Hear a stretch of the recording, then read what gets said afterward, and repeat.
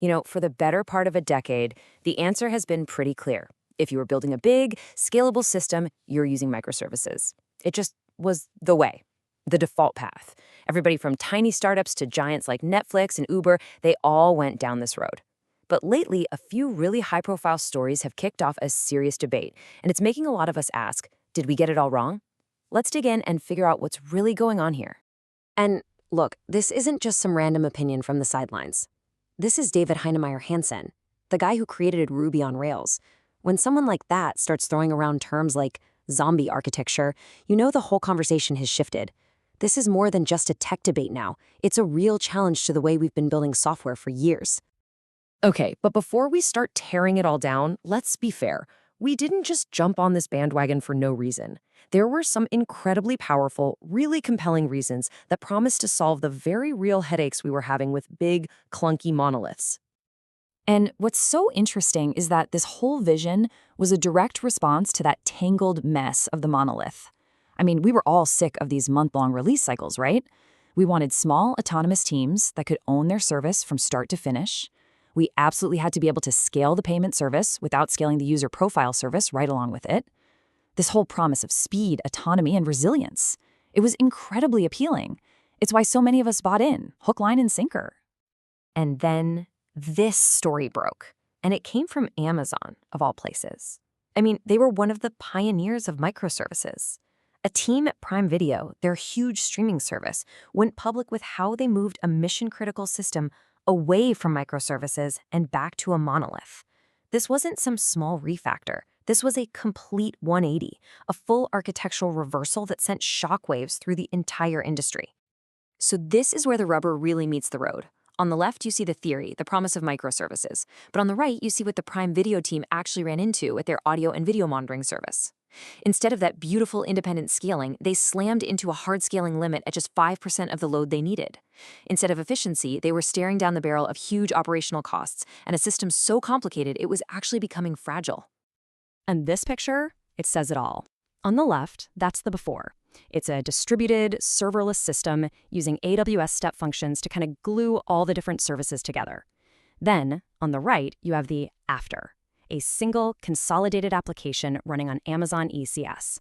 It just looks simpler, doesn't it? Well, as it turns out, that simplicity had an absolutely staggering impact on their costs. So how on earth did simplifying this thing lead to such insane results? This wasn't just about cleaning up some code. It was about fundamentally challenging the core assumptions of their distributed design. Let's get into the numbers. 90%. Just let that sink in for a second. By moving from that distributed serverless architecture back to a monolith, they cut their infrastructure bill by over 90%. Now that's a number that gets any CTO to sit up and pay attention. This wasn't a small optimization. This was a total game changer. The team found two specific culprits that were just hemorrhaging money. First was that complex and really expensive orchestration layer that was trying to coordinate all the little services. And second was the super inefficient way they were passing data between all these different components. Okay, so culprit number one, AWS step functions. Now, it's a great tool for coordinating workflows, but here's the problem. The Prime Video service was doing multiple state transitions every single second for every single video stream. At scale, monitoring thousands of streams 24/7, that cost became, as one of the engineers put it, absurdly expensive. The very tool they were using for coordination had turned into a massive financial bottleneck. The second money pit was all about data transfer. The way the architecture was set up, one service had to save video frames to an S3 bucket. Then another service had to immediately turn around and download those exact same frames to analyze them. This constant back and forth generated a huge number of really expensive S3 API calls. They were basically using the network and a storage service as a temporary in-memory queue, and they were paying a fortune for it. Look, the Amazon story is a huge cautionary tale, but it doesn't mean microservices are dead. Not at all. It just means we have to be a lot smarter about when and why we use them. And it brings us right to the core dilemma that every architect, every CTO has to face. Which pattern makes more sense for my situation? The answer isn't a religion, it's a strategy.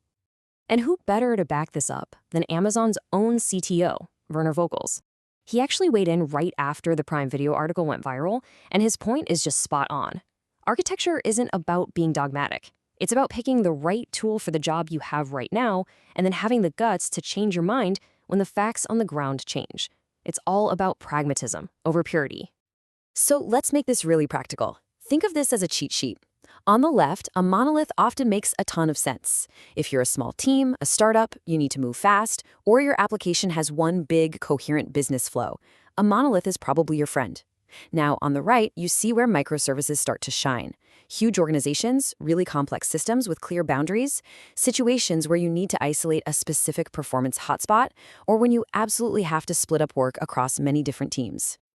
And that really brings us to the last and maybe the most important question you need to be asking your team. Are you picking microservices to solve a real specific technical problem, like a nasty performance bottleneck? Or are you just using them to solve an organizational problem because your teams can't communicate well? Because the answer to that question will tell you if you're building a real strategic advantage or if you're just setting yourself up for the next big, costly reversal.